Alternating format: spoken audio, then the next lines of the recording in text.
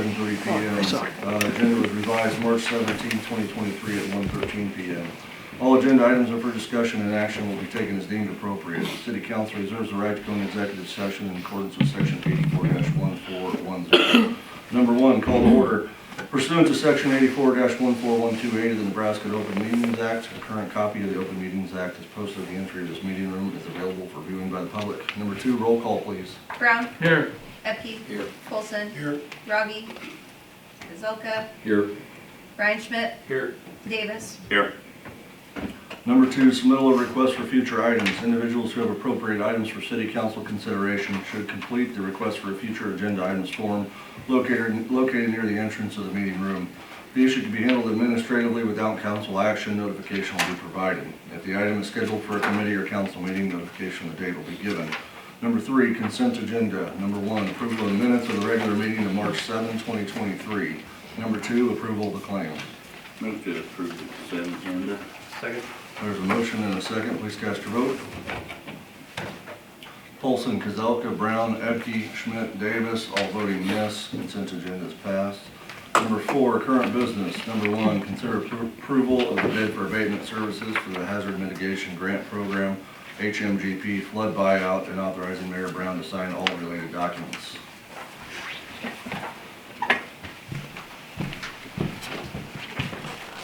Laura Badland, Development Services Director. This is the second piece of the abatement of the flood buyout projects.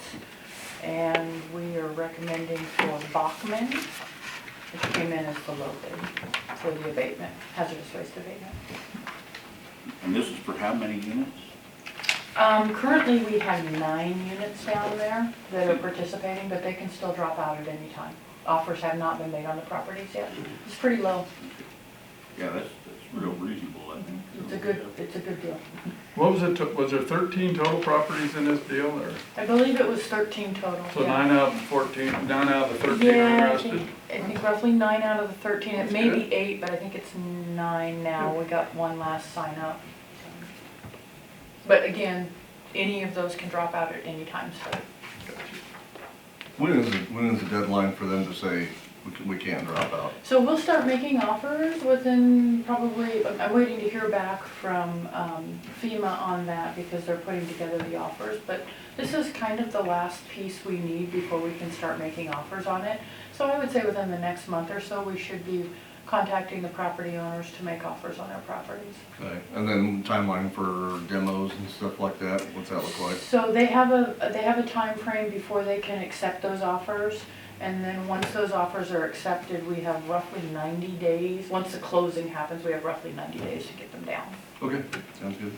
And these demos will be, the city's not taking the properties down on these, just as a reminder that it's contracted with an excavator. And then those turn into green space, correct? Green space, yes. Okay. Anything else? From Bachman. Second. Okay, there's a motion and a second. Please cast your vote. Polson, Kazelka, Brown, Epke, Schmidt, Davis, all voting yes. Motion will carry. Number 2, discussion regarding the disc golf course. Yeah, I asked the mayor if he would be kind enough to put this on the agenda, and he obliged. When we approved the disc golf course here recently at Crystal Springs, I think we overlooked our neighbors. We have 4 neighbors adjacent to the northeast part of the course. I mean, they border it on the northeast. I think they have some concerns, and a couple of them are here. If they want to talk, I think they should.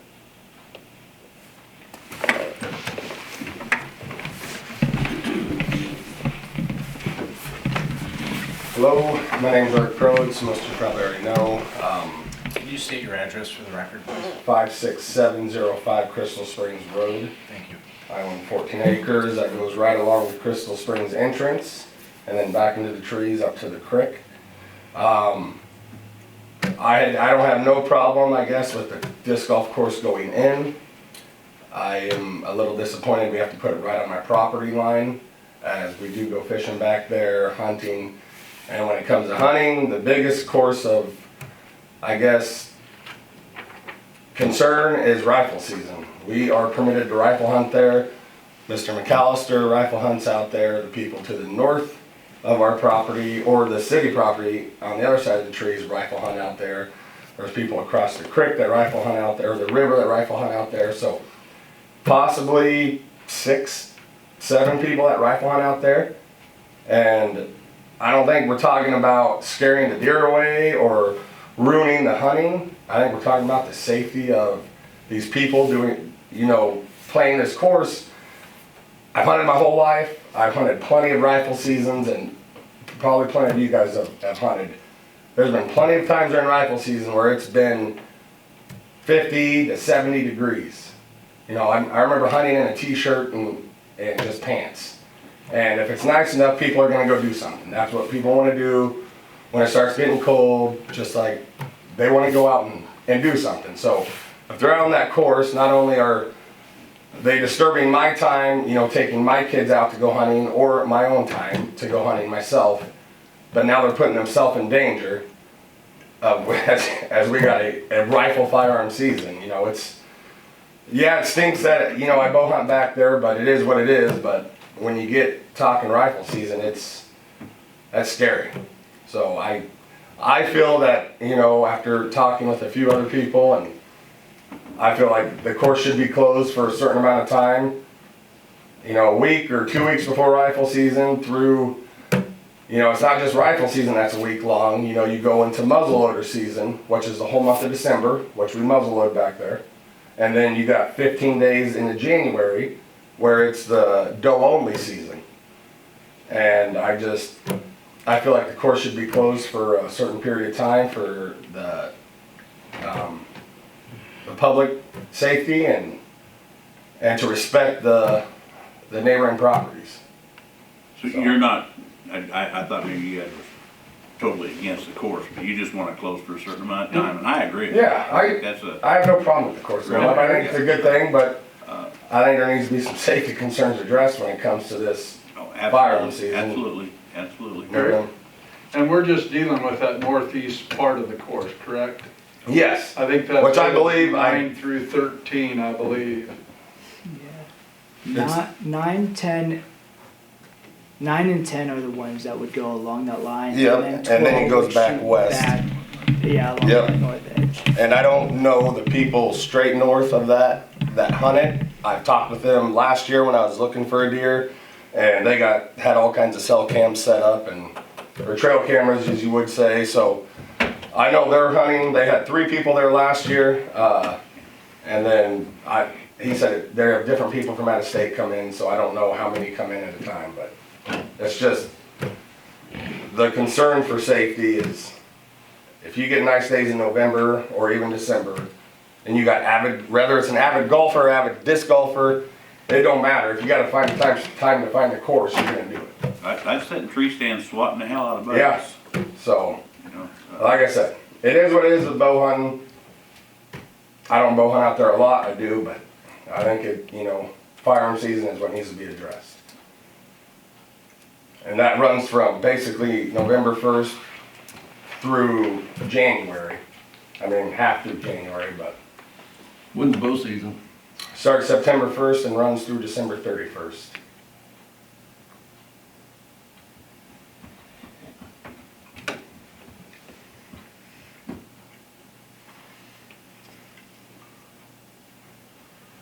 Jonathan, are the baskets removable pretty easy?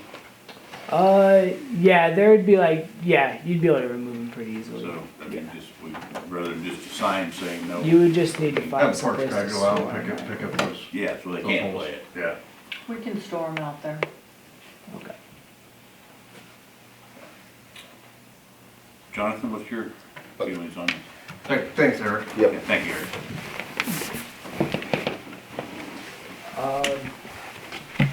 Yeah, I guess my biggest concern with that was just how would you make it unplayable or close it, but removing the baskets would fix that problem.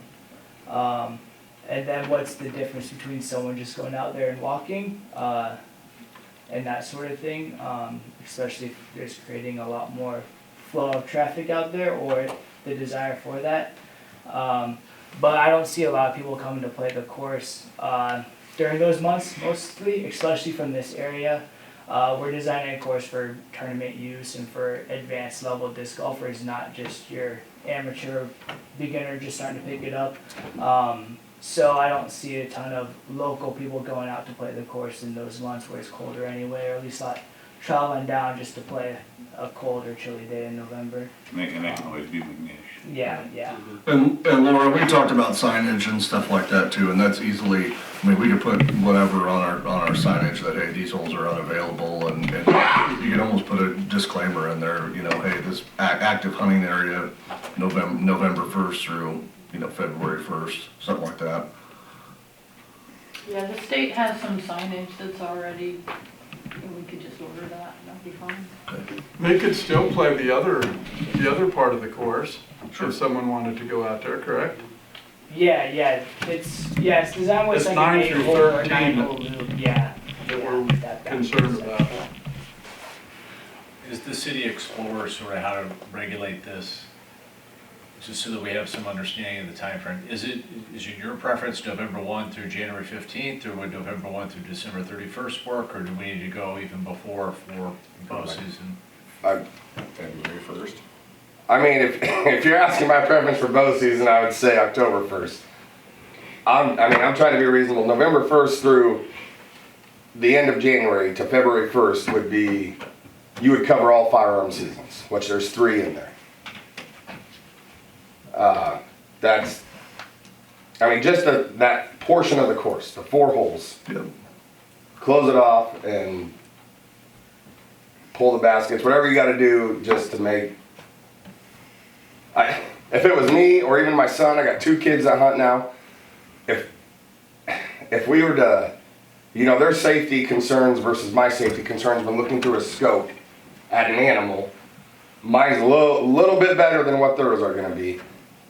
And for some God known reason, something bad would happen where some random person's playing in the back and catches a bullet that missed the deer.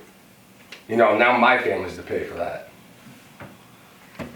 Well, as somebody that lost an uncle in a hunting accident, I mean, I get it. I mean, Yeah. that stuff's very real. It happens every year, so, I guess I'll throw my opinion out there. I got no problem closing the course from, November 1st to February 1st. I don't think we're gonna impact hardly any activity out there from the disc golf guys. It's just. And once again, we're not shutting the entire course, we're shutting off those. Exactly. Those, so it would affect a little bit, but not a huge difference, right? I mean, you still can enjoy if the weather's nice, you could still go out and do it, and we can certainly figure out some way to make it so that's obvious when the season's closed, Yeah. whether that's barricading the Yeah, walking path or. Running a chain cross there, whatever. The people that wanna go back there and break the rules are gonna do it anyway, Yeah, regardless, so it absolutely. doesn't matter, but They're probably already back there, right? it could be. Yeah. Yeah. So how, are we gonna mark our property lines somehow? Yep, we got, Laura's got the idea of, there's basically gonna be a wire that's gonna run the entire Okay. length of the property. So that way it differentiates, hey, this is out of bounds, this is not our property, and So there you should be need to something- stay on this side of the, you have to stay on this side of the wire. There should be something obvious. Signage Yep, too, that yep, says. we've talked about signage as well, yep. Now, I talked to T-Mac and Prowitz on the eastbounds. I did not call Bruns, I think is the north one. Yep. Yep, That's, and barbers. and Barber's. I did not contact Barber either. And I think Bruns is if I remember correctly, they're a wetland. I think they're a private wetland. I can't remember. I gotta check the requirements on is. that. But we could do the north side too. I just haven't contacted them. But I know the east property line and that's easy enough to mark. Throw your 2 cents in there. Tim McAllister. My address is 56735 Crystal Springs Road. And I've got 71 acres, actually both sides of the Little Blue River from the river bridge going out of town. And it butts up against obviously the city. So I would certainly echo what Eric said. I hunt, I trap, I waterfowl hunt, I fish. since I'm semi-retired, I am down there just about every day, in one shape or form, and I was down there, yesterday and looked around, so I've got an idea what's going on, but, there are trespassers, you know, I've run people out during rifle deer season, so I would certainly encourage the city perhaps to think about maybe some cameras of their own, so that you could monitor, you know, if you close it, who's down there.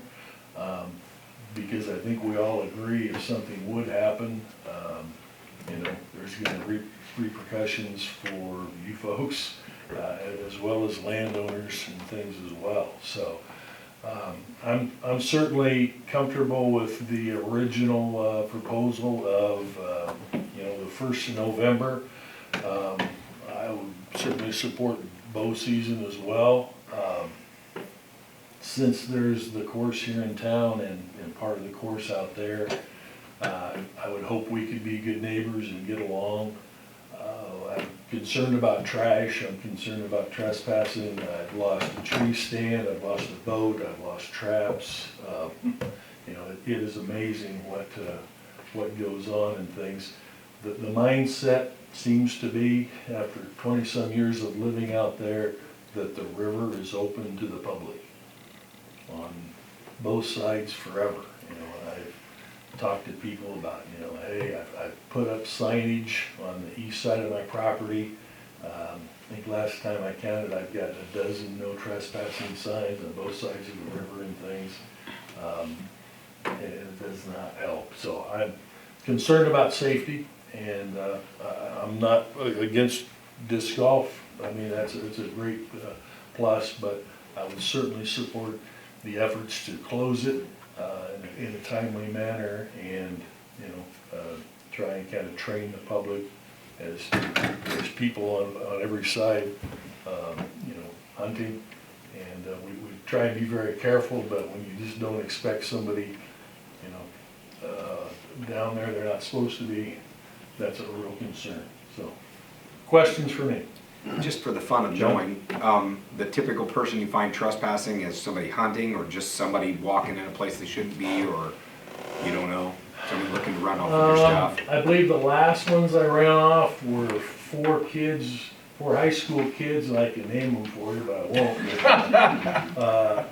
Absolutely right north of my house, I mean, a long ways from any boundary, during mushroom season last May. I've run people off that were on the sandbar in the middle of rifle season, you know, and it might have helped a little bit. I didn't shoot at them, of course, but I had my rifle, and I, hey, you know, well, it's rifle season, here's private property. Oh, you know, I mean, just, you know, I mean, lots of people. No, I just didn't know if it was typical, Yeah, just that's going for a hike and didn't realize it, or if it's more malicious, or if it's Well, just, I'm guessing, like I said, with the 4 boys, it was, you know. well, mushrooms. Hey, guys, you know, pay taxes and stuff on this. Oh, no, you know, absolutely. So mostly that sort of a thing, but, you know, you see, you know, I've had people camping down there at night and called the sheriff, and the sheriff had to come out and run them off, you know, that sort of thing. Sure. Anything else? Laura, are we doing any kind of camera monitoring down there right now? I thought Dan might have some for vandalism and stuff like that we were. I don't think we have cameras, but they're not in that area. Right, but we have some down there, right? We do have some. Okay. You know, it would have to be a trail cam or something. We don't Sure. have any Right, yeah. utilities over there. Yeah. I don't know. We can take a look at these guys' deer as well. Yes. Well, yeah, we want to know how big they are. If you see a real big one, call me. All right, thanks, Jim. You bet. Appreciate Thanks, it. man. I would make a motion that we close disc golf holes 9 through 13, November 1st to February 1st. Can I say something real quick? Yeah, as soon as I get done. And put up adequate signage also, and possibly cameras. I'd second that motion.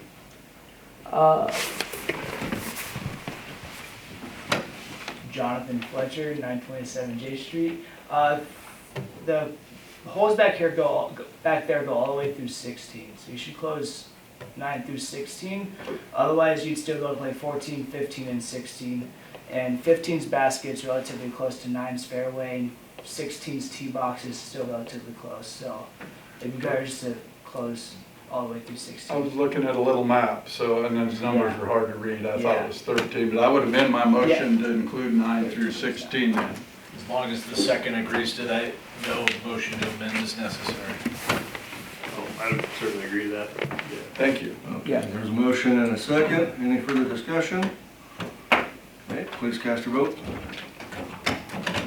Olson, Kazelka, Brown, Ecke, Schmidt, Davis, all voting yes. Motion will carry. Resolutions and ordinances, there are none. Reports, there are no city administrator, mayor, I don't have anything for you. Any committees?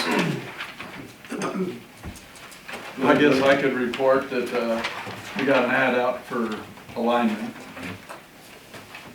Anthony Coon did another job. Got, still need lifeguards as well.